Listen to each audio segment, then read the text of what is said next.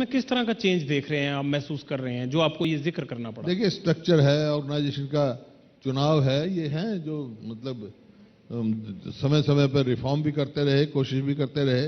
इस प्रकार से और कोशिश करनी चाहिए। आपको लगता है कि कांग्रेस की यही नीतियां, जो अनसुना करने की नीतियां, चीजों को लंबा खींचने की नीतियों के कारण ही बीजेपी देश में मजबूत हो गई, नरेंद्र मोदी बहुत ज्यादा मजबूत हो गए और कांग्रेस के पास अब कोई हाल ही में कोई चारा नजर नहीं आ रहा कि कैसे इस चीज से पार पाया जाए? जो ये प्रजातंत्र है, हार जीत चलती रहती है, इसमें कोई नई बात नहीं। नहीं, कभी हमारे सामने लोकसभा में तो बीजेपी के 2 MP भी थे, आज 300 से ऊपर हैं। ये तो कोई बात नहीं जी, ये तो चलता रहता है। आपको लगता है कि राहुल गांधी की लीडरशिप में कहीं ना कहीं कोई कमी रह गई, जो लगातार 2 चुनाव में 50 के आंकड़े के आसपास ही रह गई पार्टी? देखिए, हमारी पार्टी के अंदरूनी मामले हैं, उनके बारे में मेरा कोई चर्चा करने का औचित्य नहीं है, ना आपका सवाल पूछने का औचित्य है। आपको लगता है कि सब कुछ जो अब हो रहा है वो पार्टी में सही है? देखो, कुछ जो होगा सही है, और कोई बात महसूस करूंगा तो मैं पार्टी के अंदर जाके बात कहूंगा, पार्टी से बात करूंगा, आपसे नहीं करूंगा। अब वैसे सुनवाई होने लगी है कांग्रेस? हम जनता ये जानना चाहती है कि अब दूसरी बार लोकसभा चुनाव में हार के बाद जो पुराने लीडर हैं उनकी सुनवाई होने लग गई है कांग्रेस में? आप तो पार्टी के सदस्य नहीं, आपको क्या पता सुनवाई होती कि नहीं होती है? आपकी लेकिन मनगढ़ंत कहानियां हैं, हम आपके वोटर तो हैं। मनगढ़ंत कहानियां अपने मन से बनाते रहो, तो उसका क्या जवाब दूंगा मैं ये पूछ रहा हूं आपसे, आपकी सुनवाई होती है एबीपी की? उसमें नहीं होती है। हमारी तो बहुत ज्यादा होती है, हम तो रोज सुनते भी हैं, सुनाते भी हैं। वो लोगों को सुनाते हैं ना, लेकिन अंदर मैनेजमेंट में क्या होता है मेरे को बताओ आप। हम जितना सुनते और सुनाते हैं, मैनेजमेंट में क्या होता है ये बताओ मेरे को। और ना ही तो ये बातें वो आप बताओगे नहीं, जो आपके साथ हुआ या जो है वो नहीं बताओगे आप, क्योंकि बताना भी नहीं चाहिए आपको। बिल्कुल। और आपका अंदरूनी मामला है, किसी मंच पे, हमारा अंदरूनी मामला है, मैं क्यों बताऊं भाई? हुड्डा साहब, किसी मंच पे मैं ये बात कहूं कि मुझे एबीपी वैसा एबीपी ग्रुप नहीं लगता है, तो आप ये सवाल मेरे से पूछें, पर मैंने ऐसे किसी मंच पे कहा नहीं, और आपने कहा तो मेरा सवाल पूछना बनता है। दे चुका, जवाब दे चुका। आपने पूछा था, जो चेंज मैंने देखा वो दे चुका मैं। चलिए, ये क्योंकि पहले कांग्रेस की भर्ती 4 आने की मेंबर मैंने किए गांव में जाके, तो हमारा यही कहने का मतलब वही ही एक प्रथा अपनाई जाए। कोई बात नहीं हुड्डा साहब, ये जनता के सवाल होते हैं, आप बुरा मत मानिए, हम पूछ लेते हैं, हम लोगों की आदत होती है पूछना। नहीं मानता, आप लोगों की आदत है ये, मैं बुरा नहीं मानता। तो लोग भी जानना चाहते हैं कि आखिरकार अब, क्योंकि मैं एक बार कृपा शंकर जी को देख रहा था महाराष्ट्र में, वो बेचारे रो पड़े कांग्रेस छोड़ते हुए, तो मुझे लगा कि मैं आपसे पूछ लूं। आप कर रहे हो हरियाणा शिखर सम्मेलन, पहुंच गए महाराष्ट्र। नहीं, मैं आप हरियाणा तक सीमित उदाहरण दे रहा हूं। महाराष्ट्र में कृपा शंकर की क्या सवाल आ गया? चुनाव महाराष्ट्र में भी है। आप यहाँ पर हरियाणा के बारे पूछो, सरकार की विफलताएं पूछो, हरियाणा पे हमारी उपलब्धियां पूछो, तो आपको पता लगे भाई इस सरकार क्या कर रही है, हमने क्या किया, लोगों को भी पता लगे। जो आपका शिखर सम्मेलन है उसका भी मकसद। चलिए, चुनाव हरियाणा में भी आ जाते हैं वापस हरियाणा पे। आप और दीपेंद्र हुड्डा क्या विधानसभा का चुनाव लड़ने के पक्ष में हैं? जी, आप और दीपेंद्र विधानसभा का चुनाव लड़ने के ख्वाहिशमंद हैं? नहीं, पार्टी लड़ाएगी तो लड़ेंगे। आपकी ख्वाहिश क्या है कि लड़ना है, नहीं लड़ना? एक तो लड़े, पार्टी जिसको लड़ाएगी लड़ेंगे। आपकी ख्वाहिश क्या है, लड़ना है नहीं है? आपकी ख्वाहिश क्या? मैं तो लड़ता ही रहा हूं। अच्छा। जब तक राजनीति में वो लड़ता ही रहूंगा, इसमें तो कोई बात नहीं, लेकिन पार्टी जो फैसला करेगी वो करेंगे। इस बार आपको थोड़ा आसान लग रहा होगा मैदान, क्योंकि हमेशा आपके विरोध में एक ही पार्टी रही है, पहले इंडियन नेशनल लोकदल होता था, तो अब बीजेपी खड़ी हुई, तो आपको जो जाट वोट कटने का खतरा नहीं है, क्योंकि आईएनएलडी के साथ माना जा रहा है कि ये चुनाव में सीधा मुकाबला नहीं है, बीजेपी और कांग्रेस मैदान में है, तो एक ये सुखद बात है आपके लिए। ये सही बात है आपकी, इसमें कोई दो राय नहीं।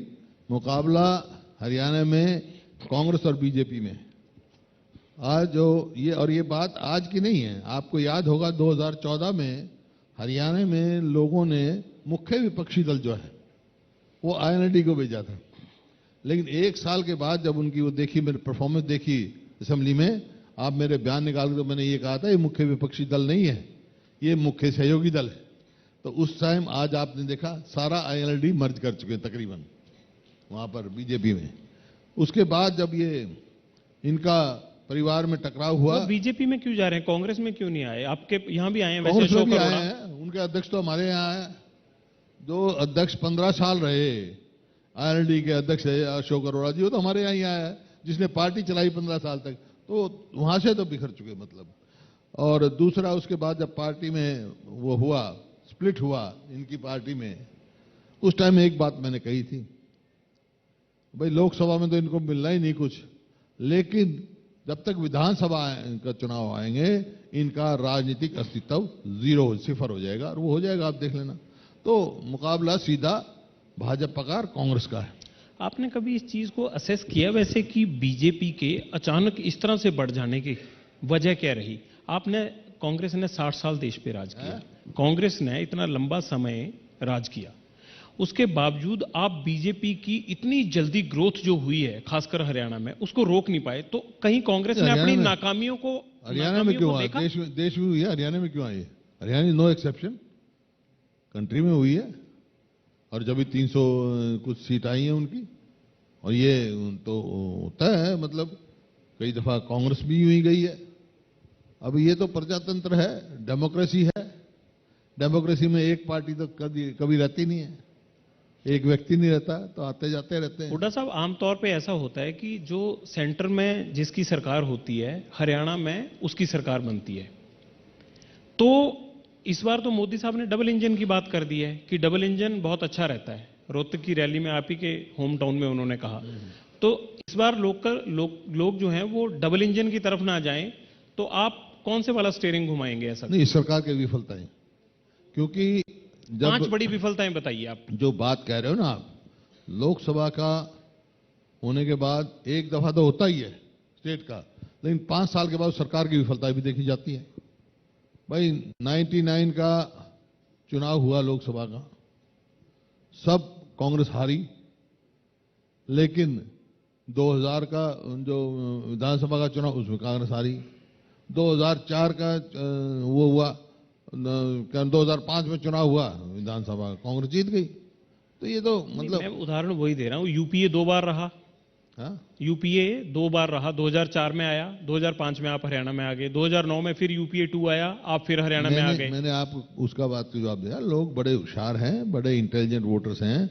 आप उड़ीसा का उदाहरण आपके सामने है, 2009 का उदाहरण हमारे आपके सामने है, हमारे हरियाणा का। तो लोग जो फैसला करते हैं वो इनकी परफॉर्मेंस देखेंगे। भाई 5 साल तक आज हर वर्ग विमुख है, आप देख रहे हैं, किसान बर्बादी के कगार पे है, गरीब आदमी कोई पुछाई नहीं हो रही, जो हमारी स्कीम वेलफेयर स्कीम चल रही थी वो कोई नहीं चल रही, सरकारी कर्मचारी सड़कों पे रहते हैं, रोज उनकी पिटाई होती है, और हर एक के बाद एक घोटाला हो रहा है। आप कल देखा इसने जो क्लर्क के टेस्ट था उसमें क्या कई लोग बच्चों की तो जाने गई। इस किस्म का कहाँ यमुनानगर वाले को भेज दिया तो गुड़गांव टेस्ट कर, अरे जिले में कर सकते हैं, हमारे समय टेस्ट होते हैं, टेस्ट लो। तो ये आपके सामने, और कोई पेपर बता दो, कोई पेपर बता दो जो लीक ना हुआ इनकी सरकार में, कोई पेपर बता दो। हुड्डा साहब, खट्टर सरकार का ये चुनावी वादा है कि हमने बिना किसी भ्रष्टाचार के रोजगार दिया, गांव-गांव रोजगार दिया, परिवारवाद को खत्म किया। आप कह रहे हैं कि नौकरियां नहीं दी, वो इसी नाम पे वोट मांग रहे हैं। बात सुनो, ये तो रिकॉर्ड की बात है। पूरे देश में हरियाणा ऐसा स्टेट है जहां का सबऑर्डिनेट सर्विसेज कमीशन का चेयरमैन सस्पेंड करा हो, जहां के वो जो एम्प्लॉयज हैं वो जेल में हो, जिनके मुकदमे चले हों, नकद पैसा लेते पकड़े गए हो नौकरी के लिए, परचून की तरह नौकरी बांटी इन्होंने। हाँ, जिसकी बात आप कह रहे हो ना, 18,000 नौकरियां अब इन्होंने लगाई जो बगैर इंटरव्यू के। इंटरव्यू खत्म कर दिया? हाँ, खत्म कर दिया। वो सिर्फ क्लास डी में, क्लास डी की लगाई उन्होंने। कौन लगाए? जो इंजीनियरिंग किया हुआ है, जो एमबीए है लड़का, जो एमए है, जो बीकॉम है, जो एमकॉम है, उनको क्या लगाया भाई? क्लास डी लगाया। क्या होता है क्लास डी? लेकिन इतना पढ़े हुए ने क्लास डी के लिए अप्लाई क्यों किया? बात सुनो, वो तो अनएम्प्लॉयमेंट है। मैंने तो कहा ना, हरियाणा आज सबसे ज्यादा बेरोजगारी के दर पे 28% है। तो सर ये 3-4 साल का थोड़ा होगा। Let me complete. उन्होंने लगाए। एक बात बताऊं मैं, मेरे को जगविंदर जी, अगर एमए करके, इंजीनियरिंग करके लड़के को या लड़की को चपरासी लगना है, तो वो कौन सा बाप होगा जो अपना पेट काट के बच्चे को पढ़ाएगा? देखो इससे कितना नुकसान हुआ, कितना इन्होंने धोखा किया बेरोजगार लोगों के साथ। जो सिलेक्ट किए, जो होने चाहिए थे 10वीं 12वीं पास लड़के, जो आगे नहीं पढ़ सके, गरीब हालात में थे या नहीं पढ़ सके, वो तो वंचित हो गए, वो तो लगे नहीं, और जो लग गए वो अपमानित हो गए। आज व्हाइट पेपर इशू करे सरकार, कितनों ने छोड़ दिए, कितने आधे से ज्यादा छोड़ चुके। एक मैं आपको उदाहरण दे रहा हूं। एक बार मैं भिवानी में गया था वर्कर मीटिंग करने, तो वहां मेरे को लोगों ने बताया कि जी यहां पर जो एक एमए लड़की है हमारी बेटी, वो भिवानी रेस्ट हाउस पे पानी पीने के लिए लगा रखी है। तो बोला हम बैठे थे और वो पानी लेके आई, तो हमारे को पता लगा कि भाई एमए है लड़की है, तो हम हाथ जोड़ के खड़े हो गए, बेटी पानी हम अपने आप पी लेंगे, तुम्हारे साथ अन्याय मत करो। ये स्थिति हो रही है कि दोनों के साथ, मतलब एक अपमानित महसूस कर रहा है, एक वंचित हो गया उस बात की, ये वो कर रहा है। ये आपके सामने है। ये कितनी नौकरियां इनसे हुई, कितने पेपर लीक हुए, कितने जो इनकी सिलेक्शन रद्द हुई। व्हाइट पेपर इशू करें तो पता लग जाएगा। खाली कहने से, प्रचार से, हाँ जब इनकी बात है मानने की, बात मानने की मैं, इवेंट मैनेजमेंट के माहिर हैं ये। पूरी इस 5 साल केवल इवेंट मैनेजमेंट किया है। गुड़गांव जहां बैठे हो, यहां किया था इवेंट मैनेजमेंट, यहां किया था। और क्या किया, फर्स्ट टाइम आपने देखा होगा, एनआरआईज को खुद तो किराया दिया इन्होंने, करोड़ों रुपए लगाए। यहां होटल में ठहरने का इन्होंने इंतजाम किया, उसका बिल इन्होंने दिया। और बयान दिया गया, मुख्यमंत्री जी ने कहा कि 6 लाख करोड़ की एमओयू साइन हो गए हैं। कितने हजार करोड़ का इन्वेस्टमेंट आया भाई, क्यों नहीं व्हाइट पेपर इशू करते। इन्हीं अचीवमेंट थी, उसमें 8,000 करोड़ लिख रखा था इन्होंने। कहां 6 लाख करोड़, कहीं 8,000 करोड़, 10,000 करोड़, क्या मायने रखता है, क्योंकि इवेंट मैनेजमेंट के बाहर है।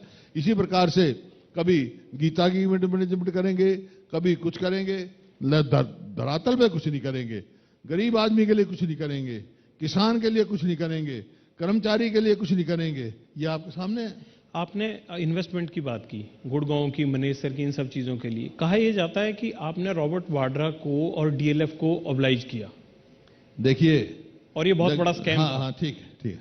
लेकिन कहा जाता है, और कई दफा आप लोग भी कहते हो, कई दफा एक अखबार में पढ़ता हूं कि रॉबर्ट वाड्रा को सस्ती जमीन अलॉट कर दी। मैं ऑन ओथ कह रहा हूं, यहां पे भूपिंदर सिंह हुड्डा की सरकार ने किसी को 1 इंच अलॉट नहीं की है।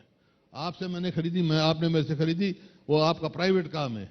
गवर्नमेंट की जमीन 1 इंच अलॉट नहीं की है।